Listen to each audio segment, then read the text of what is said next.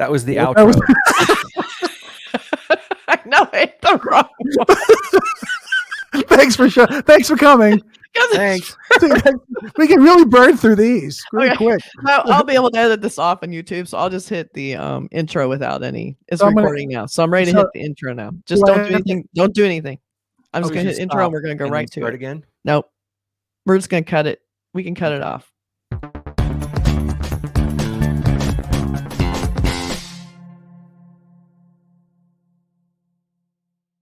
Hello, and welcome to the Cinemondo podcast with Kathy, Mark, and Burke, talking about movies, horror, sci-fi, unknown, forgotten, underappreciated, sometimes sitcoms from other countries. Always interesting. And always very professional. Yeah, we know how to do this.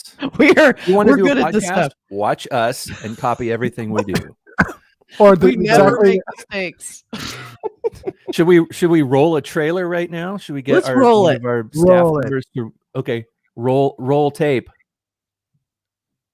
Hello, Jimmy. Roll Jimmy, the wake tape. up. Solicitor, and I'm calling to inform you that you have in fact inherited a house. This is it. It's all ours. What did that girl just say? She must be related to you. This is gonna make one incredible hotel. What will become of us? We could always try haunting. Get out, get out. Hello! Get out, get out, get out. Me again! Get out, get out. This is all happening so fast. It's your classic haunted house. Nothing to be scared of, is there? Ghosts on BBC One. That is a fun show. It's like It's you know, really fun. it's like one of those sitcoms that's just addictive because it's so goofy and silly. Well, it's funny looking at the trailer. I feel like it looks a lot more slapstick and goofy than it kind of is, because it actually has a really emotional core to it. Yeah, and it has that really well produced sort of British feel that feels very lived in and musty, and it's not like super goofy falling down like the trailer makes it look. So No. It's got some real touching and sweet moments. It's a show that's had 2 seasons on BBC, just 6 episodes each, so you can burn through these. They're half hour each. season 3 is in the works. We're very excited about. Yeah, and it's most of the ghosts, actually all the ghosts, are played by this comedy troupe called from a show called Horrible Histories, which was a children's BBC show that ran for years. And so they had these very successful children's shows, and they decided to do something a little bit more adult, but it still has that sweet natured feel to it. right. Yeah. And it's a wonderful show, and it stars Charlotte Ritchie, who was on Call the Midwife, which was a very long running show on BBC. And she's married. She's the young wife, married to Kill Bino, who is the husband. And they buy this, she inherits this old mansion out in the English countryside, and you can see that from the trailer. And they go then, and obviously it is haunted by these wonderfully silly ghosts. And she has an accident that's caused by a ghost, which actually bonks her in the head in a way that gives her the ability to see and hear these ghosts, and her husband can't see them. So she thinks she's crazy and is kind of hoping that this kind of goes away. Mm-hmm. But she starts realizing, okay, this is real. This is actually happening. And another little interesting thing I liked about too is a few of the episodes, not for all the ghosts, go into how the person died. Yeah. So you get to see We'll like find some all their backstory. stories, I think. It was so interesting. I really, and some of it was really like tragic. Like Yeah. you're watching it, and while it's sort of funny, you're also kind of like, that's really sad. I know. Especially yeah. the Boy Scout leader. Yeah. Yeah, his name is Pat. He's this very likable, sweet guy who has an arrow through his neck Yeah. because he brought his troop to this do archery at this home, and one of the kids just shot an arrow right through his neck, and there's a scene of him sort of walking around going, don't get alarmed, don't get worried, I'll take care of this. But he's obviously not doing well. Yeah. And so he gets into this bus. And so it's not interesting how some of these, they're stuck there. Yeah. The very first scene in the very first episode is there's an old woman dying, and she dies, and she immediately goes somewhere else. And they're all And kind of rooting for it. Is she gonna stay? Is she gonna go? Is she gonna stay? Is she gonna go? And then they're like, oh. The mythology of it is that sometimes you move on, or as the characters put it, you get sucked off. It's like, into the beyond. Yeah, I know. They kept saying, "You get sucked off." No, it's not. What did she call it? Moved on. She's like, no, you moved on. Someday I'll get sucked off. Moved on. But they're talking about being pulled up into, I guess, heaven or whatever. Yeah. And Right. sometimes that happens. And there's one. I mean, there's so many misdirection gags in this where the light appears and somebody's like, oh, I'm being pulled into the light, and then it turns out to it's not what you think. It's headlights from a car or something. Yeah. Right. But it's really clever and very heartwarming. I when we first started it, I was like, there's a caveman ghost. This is going to be like way too silly. And then I ended up being my favorite character. Yeah. And I really like love the caveman. There's that great moment of like, he's the only one that was there before the house, really. Yeah. And it's really like a kind of nice moment where he's been the one constant through the whole haunting. And they never really explain why. And the things that, well, he's probably just killed by a bear right there on that spot or something. I mean, why that spot seems to have hauntings, they don't really explain like why that you specifically on that property are in a way, it's kind of like comedic Bly Manor in a way. Yeah. Well, it's like, things every once in a while, like he says, I've seen many houses in this place, like, wow. So there was other houses and then torn down and built. And this one's just one of many. And you'll probably see other houses there. There's a sweet moment where everybody's paying attention to something, TV or whatever, and he's just looking up at the moon. Yeah. And he's calling it Muna, the Muna. And it's because that has the one constant that has been there just as long as him, I love that. The only thing that connects him to his time. Right.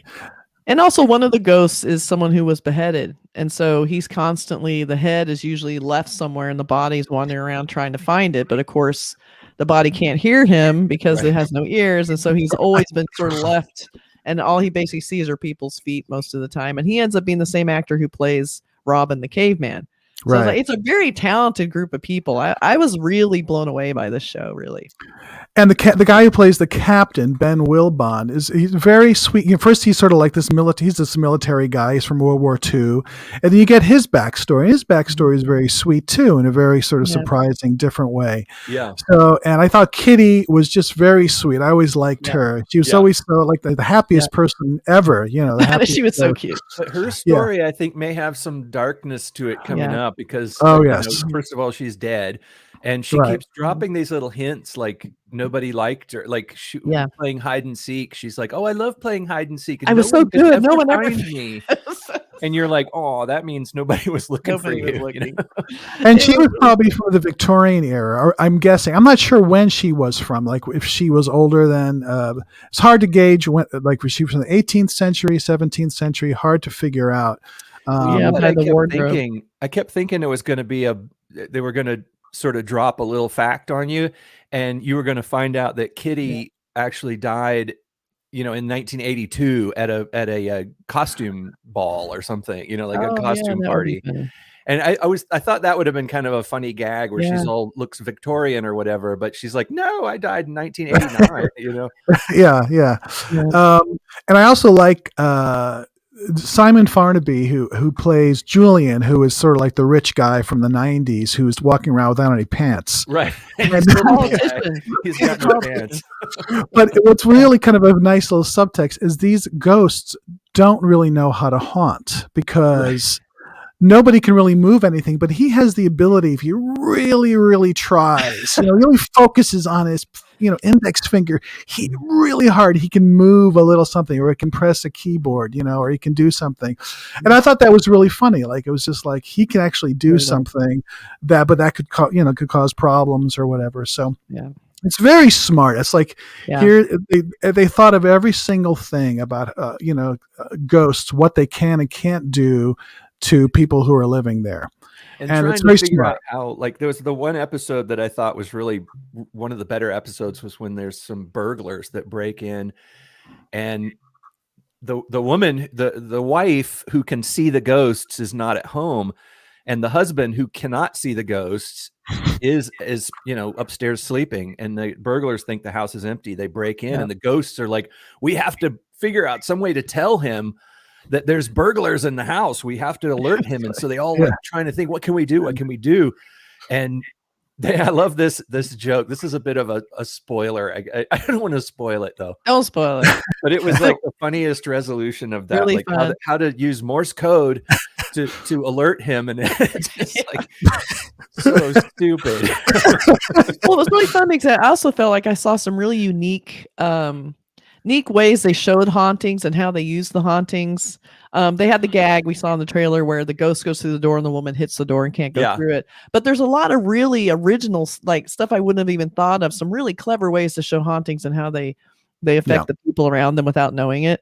Yeah. And there was even the great there's like these ghosts that just stay in the basement. I guess they all died of the plague or something. They're all down in the dungeon when they had the plague. And they're all the same actors, which I didn't even realize at first because they're all like diseased and ratty looking, but they're all like, why don't you guys come upstairs? No, we're okay. We'll just so clever. So lots of really fun stuff in this. There's a cast. Archaeologists dig up the skeletons in the basement that ghosts are standing around watching, and they're like, oh, there's you.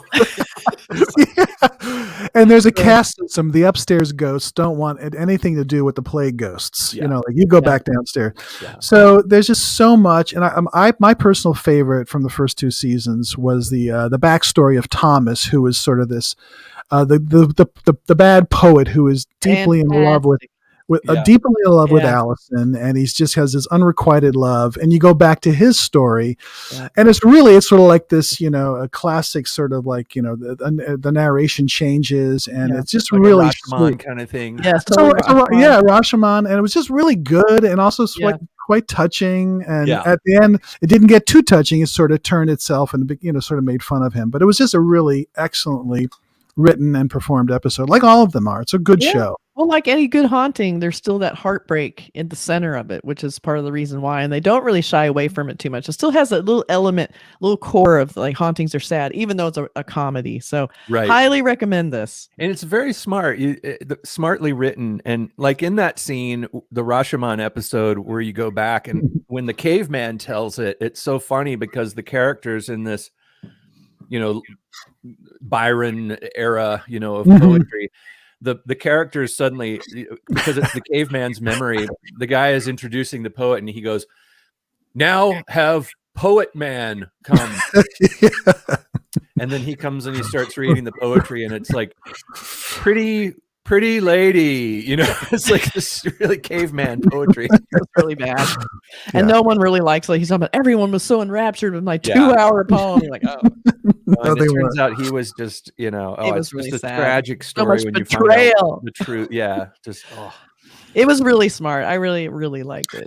And the other thing, every ghost, there's about, I think, like 8 ghosts or 7 ghosts. They're all very, very much, the characters are so well drawn and well written that you know exactly how they're going to react in each scene, which is really sweet. Like Katie Wicks, who plays Mary, who's the one that's always, it was burned, was a witch who was burned at the stake.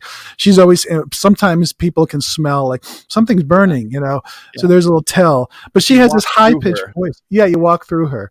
Yeah. So, and she had an interesting character. I thought she was just weird and different and odd. And there was Lady Fanny, who was sort of like the owner of the home, and she was sort of the prim and proper one, upstanding. Right. And she had some interesting lines too. At the first episode, she just keeps falling, to her death. They're compelled to kind of relive their death in some way, and that's like her.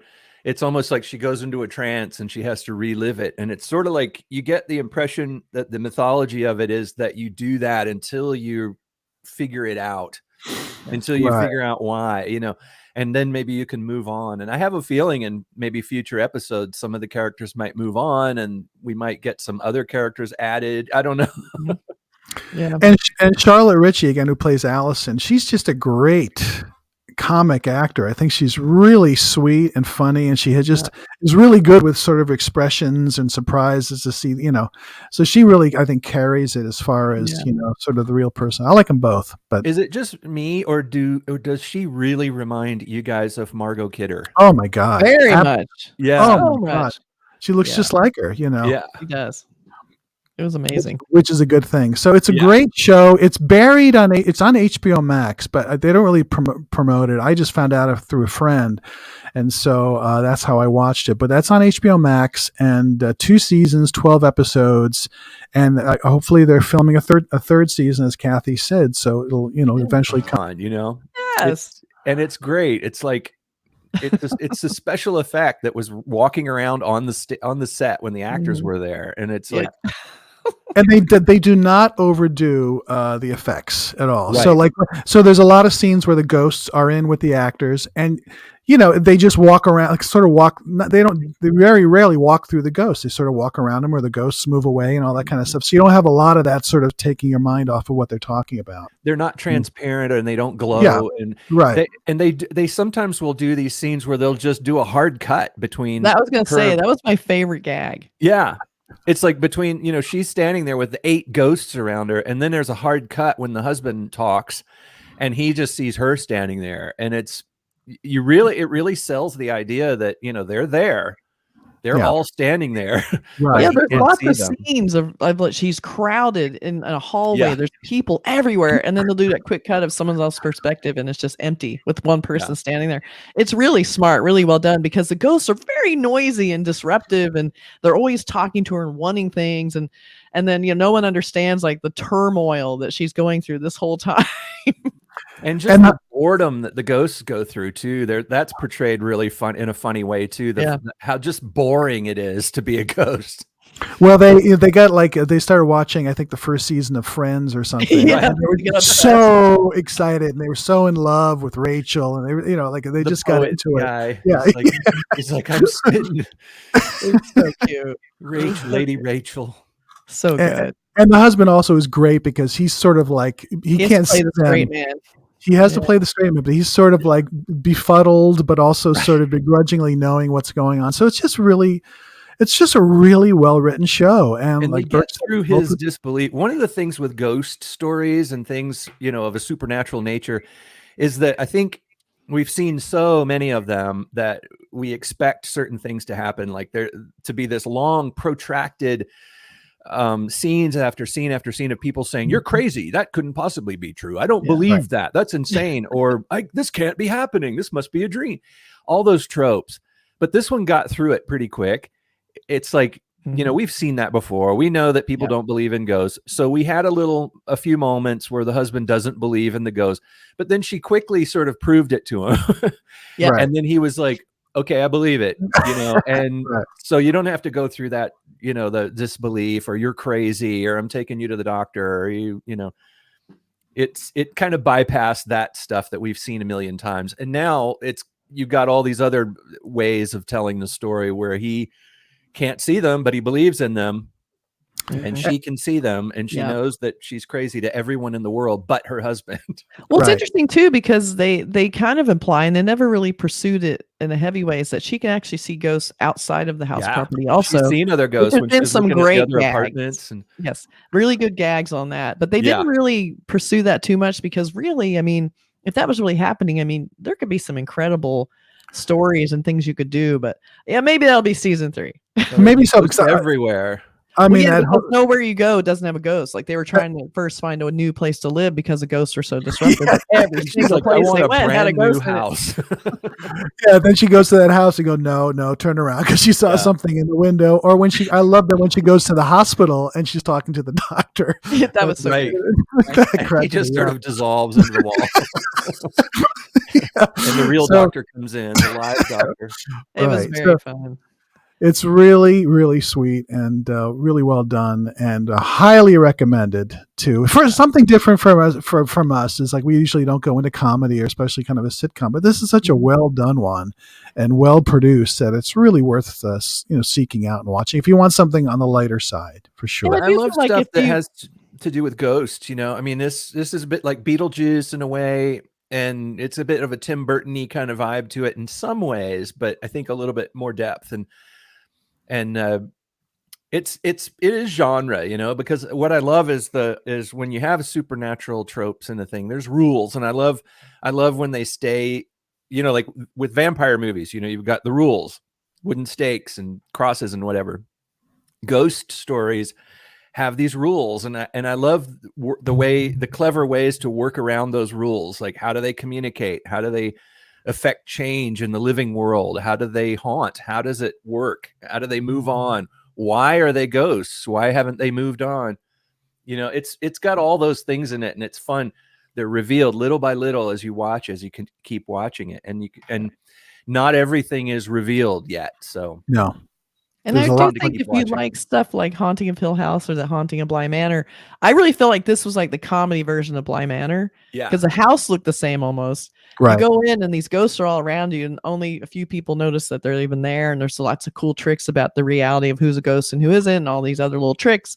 And I feel like even if you just like scary movies and ghosts, I think you'll still really like this comedy version because it's not a cheap, pratfall kind of comedy. It's Right. actually it's like Bly Manor with humor. Like, it's well produced, it has its humor, it has its heartbreak, and it's really, really well acted. So I recommend it even to people who don't think they're going to like a comedy. Yeah. It's really good. I agree. And it does have some of the slapstick stuff in there too. Mhm. It does have those really noisy stage play moments where 20 people are shouting at each other at the same time, and it's got there's one with a wedding, and everything's collapsing and falling, and it's just like it's very, sometimes it goes into slapstick a little bit, but it's nicely done. Yeah. Yeah, and the ghosts actually help them out in certain situations, so that's kind of nice. Like, they really want to help. They don't like them at first, but then they say, "Please, I hope they don't go because we really need them and like them." So that's just a sweet I show. don't want them to The go. show has a heart. It definitely has a big heart. Yeah. I was kind of amazed they didn't have a moment where one of the ghosts got sucked off. Right. As they say, because I felt like it was sort of priming you for that like there were a few stories that felt like they resolved, like someone's death, they found out why the person died and all the clues are there, or they find whatever, and then that person, you feel like the next moment they should disappear, and because now their mystery is solved, but they didn't really go there, and so it makes you wonder if there's some other reason why they're being held at the house. So I'm interested in finding out what that might be about, even though I don't want to see any of the actors leave, so I hope they never do that.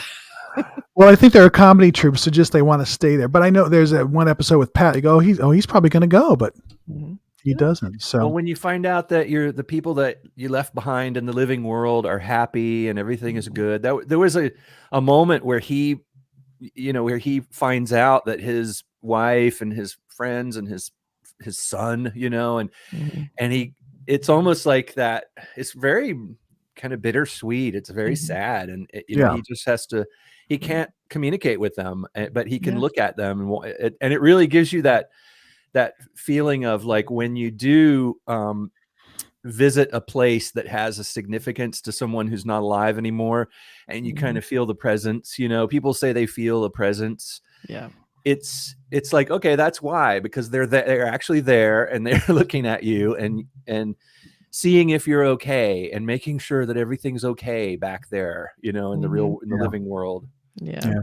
It was sweet. Yeah, it very is. touching. I mean, there's like some little tear moments in the show, along with this, the crazy, running through doors and mostly falling that down. though. Mostly comedy. Yeah, mostly comedy. it's uplifting, yes, for sure. And It's very smart comedy. Yeah. Yeah. That's why I was glad, like when I was done, I'm like, oh man, only 2 seasons. So immediately I'm looking, oh, please let this be season 3, and there is. Yeah. So Yeah. they're So just check working around the COVID.